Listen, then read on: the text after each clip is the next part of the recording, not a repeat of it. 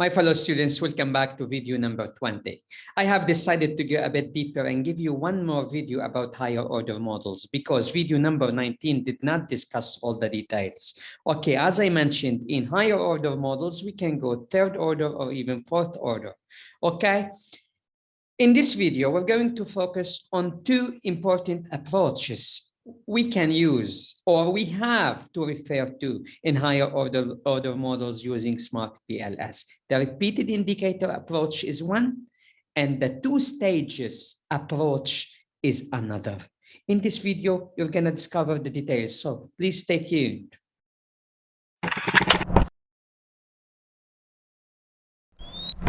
All right, my fellow students, let's just move to give you a little bit of information about or background information about higher order models. Okay, we can see in this slide here, okay, one example of higher order models. Okay, we have overall satisfaction as the higher order construct, and we have those lower order constructs that are represented by four constructs here.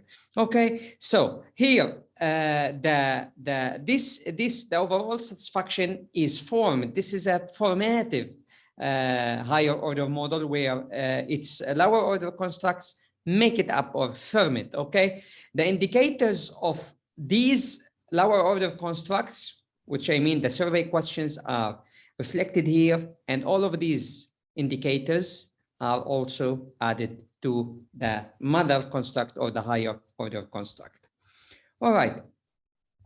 Once we do the assessment for our higher order models, we have to do the assessment for both the lower order constructs as well as the higher order constructs.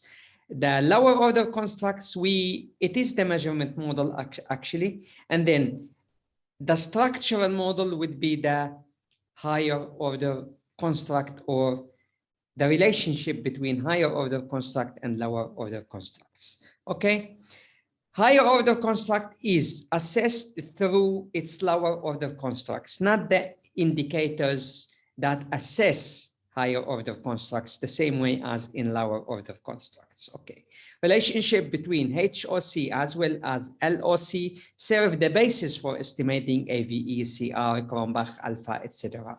Okay, so this is how we assess higher order constructs between simply its lower order construct and the higher order construct. For discriminant validity between higher order construct and lower order construct is not of a concern. We do not need to assess it. It would result into meaningless values because lots of redundancies take place here. And those redundancies are actually caused by the repeated indicator approach, where we have to, if we go back, for instance, here, the indicators of these lower order constructs are usually reflected in those as well as in the higher order construct. Okay. We can get the discriminant validity only among those. All right, we don't have a discriminant validity between lower order construct and higher order construct because there is, the indicators here are reflected here, and simply we won't have a sound or a meaningful or useful discriminant validity values. However, we can check the discriminant validity among the lower order constructs themselves. All right, we can keep on here, and for HTMT, we have to calculate it manually. All right, we will get to that maybe later on how to calculate the HTMT manually. All right, this is for the repeated indicator approach, as I mentioned. Okay, so as I started my video, there are two approaches that will be considered in this video: the repeated indicator approach as well as the two-stage approach. All right, let me show you here. We have here four types of models. Okay, higher order models, we can call them. We have the reflective, formative. Whenever we have the arrows pointing to the higher order constructs, such as the case in this one, it's a formative, but here the indicators are reflective. That's why we have it reflective. This is a kind of formative. Okay. You can go back to prior videos where I differentiated between formative, reflective, and the assessment and how to validate both types of models in this context. All right, we can keep on here. Okay, I have discussed the repeated indicator approach. This is very important. Repeated indicator approach, where you have the indicators of the lower order constructs are reflected in the higher order constructs. And if you have 3 layers of constructs, they'll all be reflected in the last or the father or maybe the grandfather construct in this context. Okay. In the 2 stages approach, what we do is that we use the factor weighing scheme as a compromise. Let me go to SmartPLS and show you what a factor weighing scheme is. If we go to calculate here and PLS algorithm, this is the factor weighing scheme. We don't choose the path, we choose the factor. And this is a compromise as suggested here between the centroid and the path weighing schemes. However, here is still Becker et al. Would say that future research is still needed, okay? Because literature has not decided yet on whether we use path or centroid, or when we use path and when we use centroid, and whether factor is the best. No, simply we are compromising here because literature is not very clear-cut on this issue here, okay? We have also to consider technical issue of number of indicators when it comes to LOC. Let me go back to this example, for instance, here. We have, this is higher order construct. These are the LOCs of this higher order construct. This LOC has 3 indicators. This one has 3 indicators as well. And this one has 3 indicators as well. All right, see, we have the same. They are in parallel, 3, 3, 3. We can't have one that has 2 and another that have 8. If we do so, we may end up in some sort of an issue because the one that has 8 will have more predicting power, okay? And then we may end up in a technical issue in this context. So the best bet here is to have the same number of indicators for your LOCs, okay? All of them have the same number of indicators.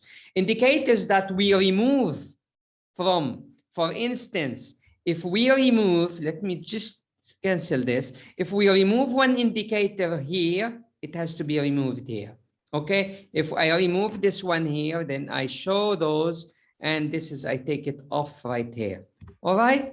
This is how I work with the repeated indicator approach.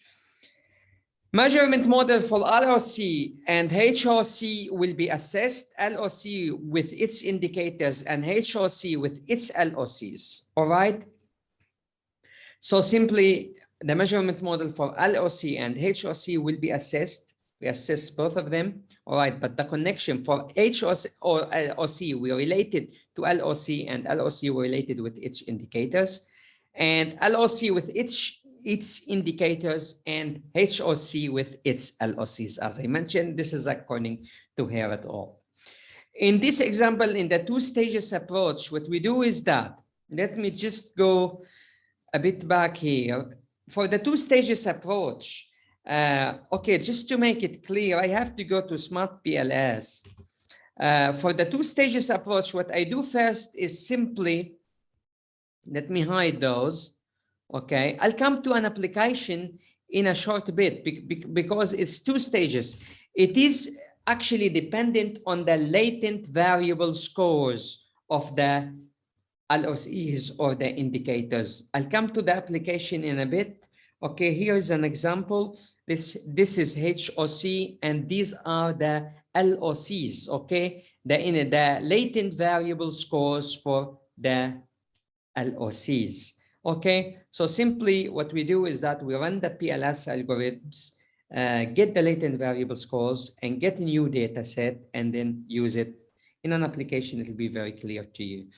All right, one very important thing to note here, whenever, like the 2-stage approach is maybe an option, but it's not obligatory. But whenever if you got an option to choose between repeated indicators and 2 stages approach, and you have this option always, Becker et al. Suggests that the two-stage approach is not very preferred. Repeated indicator approach is more preferred and maybe would result in more reliable results or figures. Okay, so it is more preferred over the two stages approach. Okay, let's now move into SmartPLS and do an application for both the two stages approach as well as the repeat indicator approach. So please stay tuned.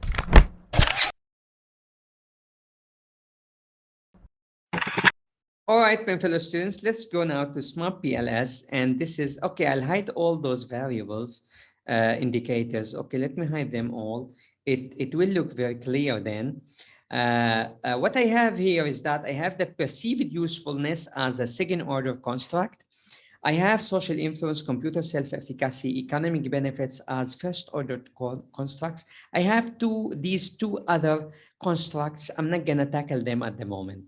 Okay, I'll show you what I mean by a repeated indicator approach. If you see, let me show the indicators of these constructs and show the indicators. Let me undo just to get, okay, no, all right. Okay. I did undo to get this back. Okay, the SOI1, social influence indicator number 1, and I'll just show the indicators of this one. I'll just take these off, the usefulness, okay, perceived ease of use, because I'm not gonna consider this one now as a first order indicator. Okay, and just hide now. Okay, okay, not hide. All right. As you notice here, okay, I have show indicators and show indicators. For each of these lower order constructs, I have 4 indicators, and all these 12 indicators are already listed in the second order construct. Okay, and hide indicator. Okay. All right. In this context, this is the repeated indicator approach. Okay, I have 4 indicators for this construct, 4 for this construct, for this construct, and all of them are reflected into the higher order construct. Let me just run the algorithms, calculate the PLS, and this is the path. Okay, I can start the calculation and simply go into this, and I'll have very meaningful results. The loadings are perfectly good, as well the weights are perfectly good. However, for the R-score, it's not very useful because I have some redundancies in the data here. Okay, in this context, if I want to add, for instance, these two, now I'll come to the second stage or two-stage approach. If I use technology barriers and functional values here as what? As predicting constructs for this, the perceived usefulness. If you look at this now, you won't have, I don't see any meaningful values in this context. All right, I will resort now to the second stage approach. And here, what I do is that I take the higher order construct to check whether these two other constructs are predicting this construct. Okay? How do I do that? It's very simple. I will use the 2 stages approach. Okay? I will just run again the algorithms. And as I mentioned, I'll go with the factor. Okay? I'll go with the factor, not the path. I'll go with the factor and start calculation. Okay. And now, okay, now factor, okay, and start calculation. The same, I don't have very meaningful figures here. However, what I need is the latent variable information. I copy it on Excel and go to the create an Excel sheet here, latent variable score, here it is, latent variable scores, okay, and simply paste. All right, I will remove this case ID, AS, this is the ASU, and this is the ATU. Okay, I'm just changing the the acronyms here, BIU, and this is the CSE, and this one is the ECB, as well as FAV, FAV, and PEI, simply putting their acronyms, which is easier. And sometimes, I don't know, I get error if I don't change that. Perceived usefulness, okay? Usefulness, and SOI, TRS, and technology, TCB, okay? TCB. All right, I have now a new set of data. Simply save it, save as. All right, and CSV, delimited, save, replace the old one, save it. All right, save, okay, and simply close. All right, I go back now to my SmartPLS, and I have to go into this one and create a third order dummy creation. No, this one. I create a new canvas. Let me show you new canvas. All right, let me delete this data so I just get it in front of you. This is the new canvas that I created. I simply import the data, the new data that I just created. Here it is. Here we go. This is the data. Let me make it active. Select active data file. It's active now. All right, I go to the canvas again, and what I need is I have to check whether FAV, okay, the functional values or the technology have an impact on the perceived ease of use, isn't it? Let me go check it back, check my system, perceived usefulness, okay? Perceived usefulness, okay? Perceived ease of use, perceived usefulness. I simply, let me just, I will just click this and change, all right, connect to the connection. And this is the second stage. This is the second stage, okay? I did the first stage. I ran the regular algorithms. I got the data, created a new set of data using latent variable scores. And now this is the second stage. Let me just change here the rename functional values, okay? And this is rename functional values, and this is the other one, technology barriers, and this is the usefulness, perceived usefulness, okay?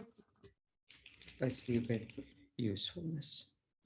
All right, let me see here and simply run the algorithms, but calculate consistent PLS. I go into consistent PLS and then consistent PLS bootstrapping. All right, bootstrapping, and simply start. Let's see, that should go very fast. Okay, I have one variable, one construct predicts perceived usefulness, the other does not. I don't have a proper p-value.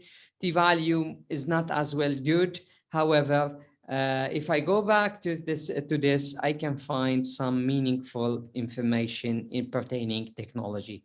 And this is, as you notice, if we compare it to the earlier one, it's different. Okay, I have now more meaningful results in this second or two stages approach, as you notice right here. Okay, so technology predicts perceived usefulness. Functional values may not predict it in this context. So as you have noticed here, and if we go back to our PowerPoint in the last slide, Becker et al. Suggests that the repeated indicator approach is more preferred over the two stages approach. So in this video, my fellow students, I have gave you a deeper look into higher order models, focusing on the two approaches that are repeated indicator approach, as well as the second stage or two-stage approach. In the herein, after this, please stay tuned, because I'm going to provide you with a dummy third order model.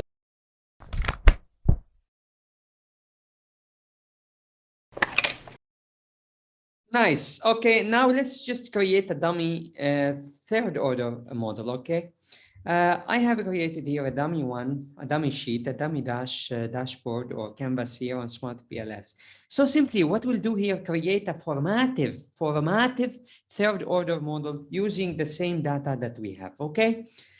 It may not be supported by theory here or any conceptual thinking. However, it is dummy. It would maybe help you understand what a third order model may be.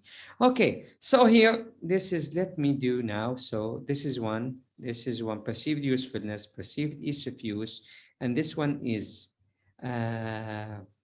formed or reflected by two variables, and this one is reflected by two variables. So now what I have here is in this one, this is the actual system use, okay? The actual system use, okay?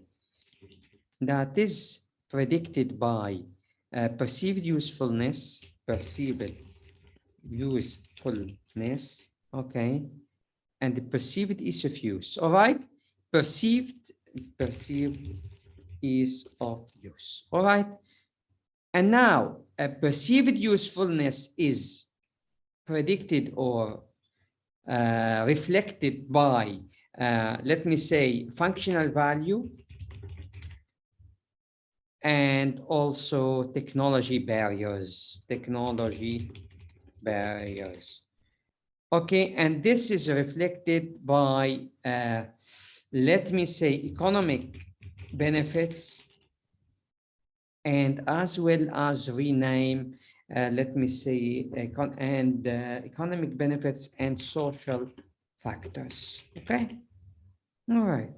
So now let me get the indicators. Okay, now in this, you will see that technology, this is technology barriers. Okay, so I have 4 indicators, shift, okay, 1. Functional value, FAV, okay, as well 4, all right? As you see, I have the same number of indicators in each.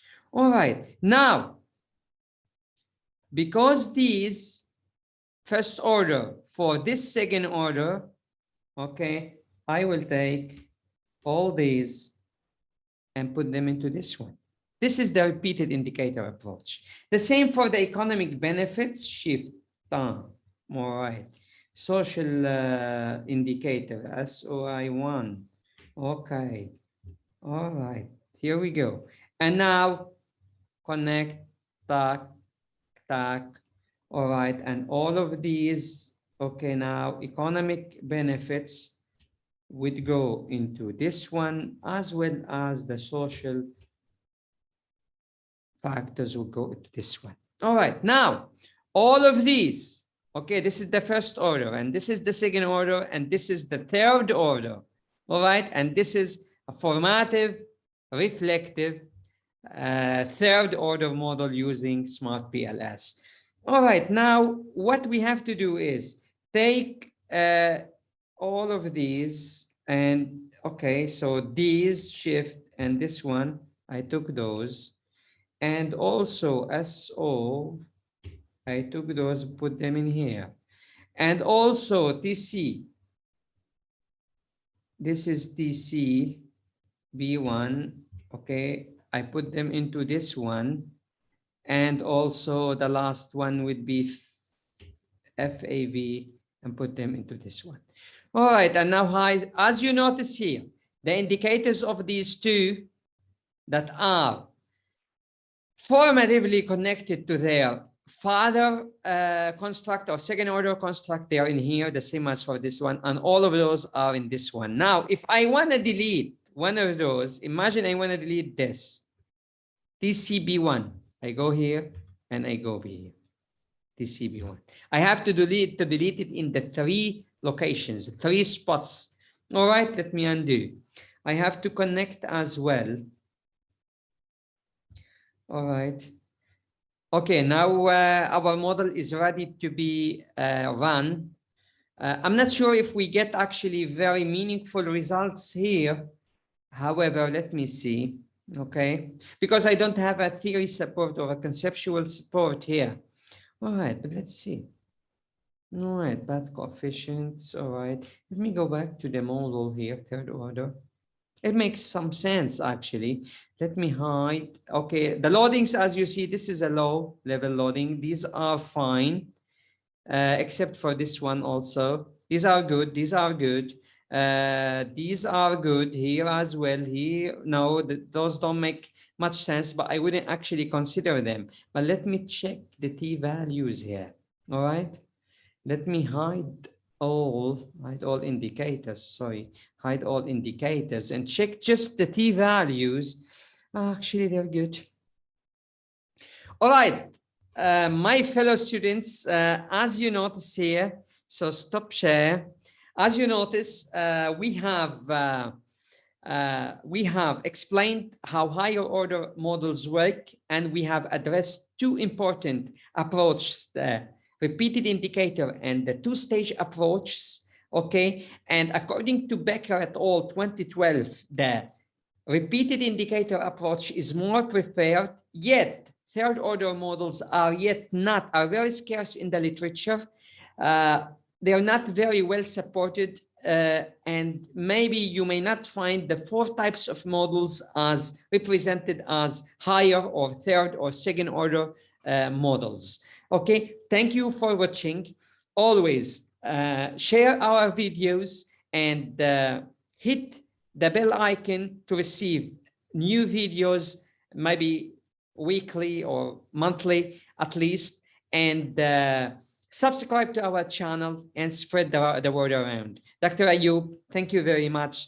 And please stay tuned for video number 21. Bye-bye for now.